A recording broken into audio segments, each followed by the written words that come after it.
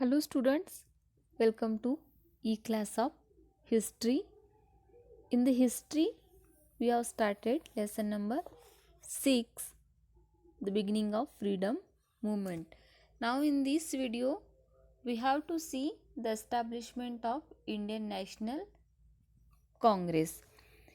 So in the very starting introduction of this lesson told us that एक ऐसी situation create हो गई थी to build the political organisation on an all India level. एक all India level पे एक United political organisation establish होनी चाहिए, उसके लिए फेवरेबल सिचुएशन क्रिएट ऑलरेडी हो चुकी थी और उसी बेसिस पे इंडियन नेशनल कांग्रेस का एस्टैब्लिशमेंट किया गया।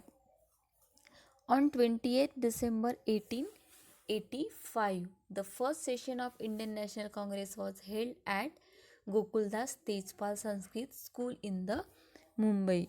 So, where the first session of Indian National Congress was held at the Gokuldas Tejpal Sanskrit School in the Mumbai. There 72 delegates from the different provinces of India participated in this session. How many delegates? 72 means the 72 members from different provinces, यानी कि all over India से 72 members ने यहाँ पे participation दिया। Womesh Chandra Banerjee, a renowned lawyer from Kolkata was the president of this session. Means Indian national Congress के first session के president कौन थे? Vyomesh Chandra Banerjee. In this session they establish the Indian national Congress. इसी सेशन में इस इंडियन नेशनल कांग्रेस का एस्टैब्लिशमेंट हुआ। Allan Octavian Hume, Allan Octavian Hume, a British officer, took lead in the establishment of Indian National Congress. So which British officer took the lead in the establishment of INC?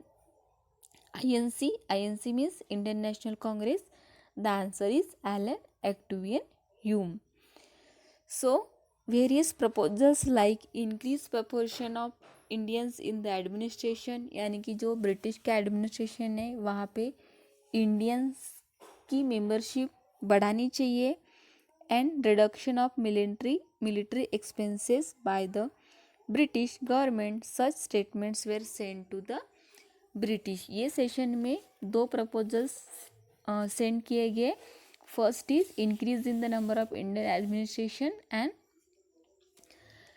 curtailment in the expenditure on the military were the demand sent to the British, and it paved the way of India's freedom movement। यहाँ से कहीं ना कहीं पे एक जो freedom movement था वो स्टार्ट हुआ।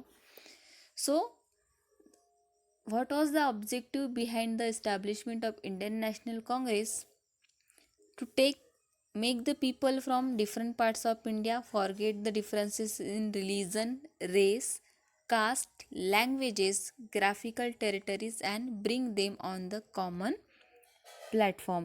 This is the first objective of establishment of Indian National Congress, is that to bring together people of India on the common platform irrespective of their religion, race, caste, language and geographical territory। Means ये सब चीज़ें पीछे छोड़ के geographical condition कैसी है, उनका religion कौन सा है, उनका कास्ट कौन सा है, वो कौन सी लैंग्वेजेस बोलते हैं, इन सब के बावजूद उनको एक प्लेटफॉर्म के नीचे लाना।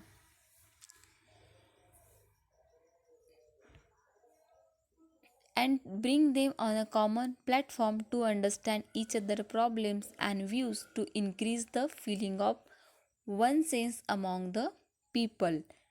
Then to take effort for the development of the country were the objective of the Indian National Congress। So second objective is to create feeling of oneness and bring about unity among them। means हम सब एक है, ये feeling develop करने का भी एक objective था।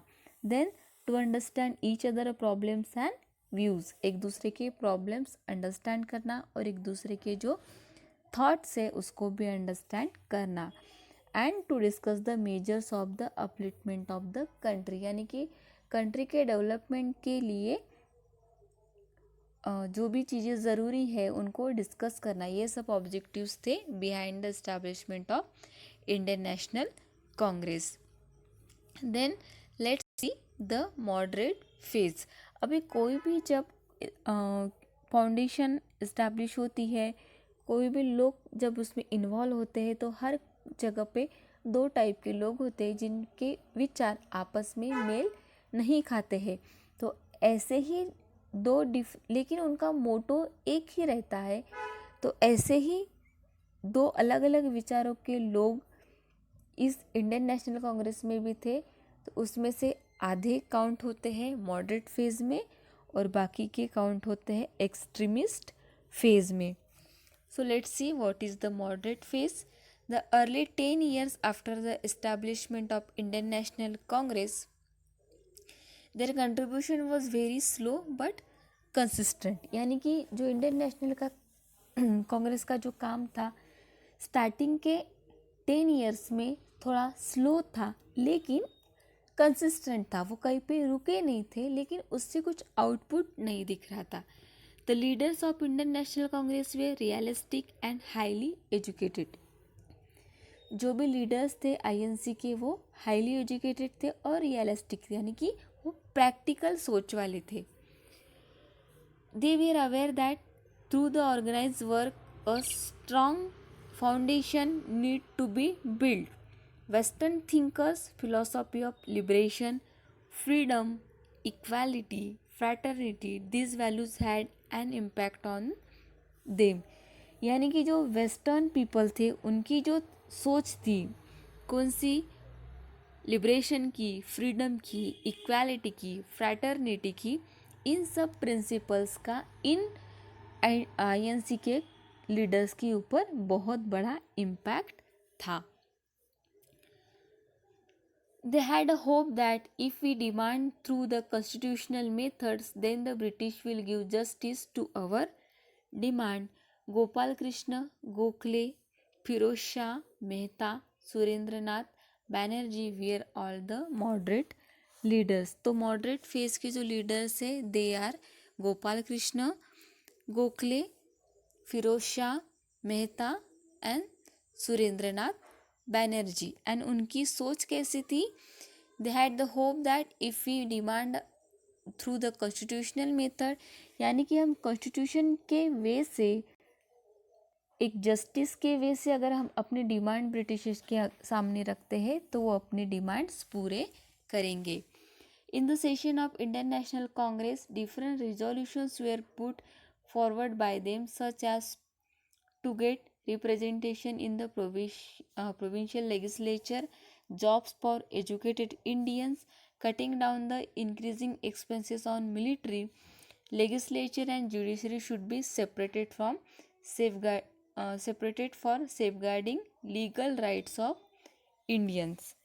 तो ये जो मॉडरेट फेज के लीडर्स थे उनकी ब्रिटिशर्स के सामने जो डिमांड्स थी वो क्या थी, to put the representation in the provincial legislature, यानी कि जो लेजिस्लेचर बनेगा उसमें इंडियंस को भी रिजर्वेशन मिलनी चाहिए।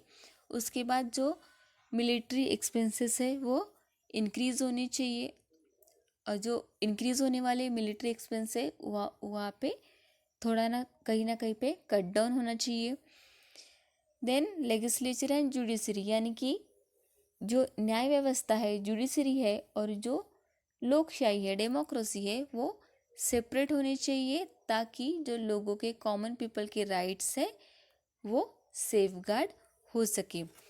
To cause a split in the national movement the British implemented the policy of divide and rule.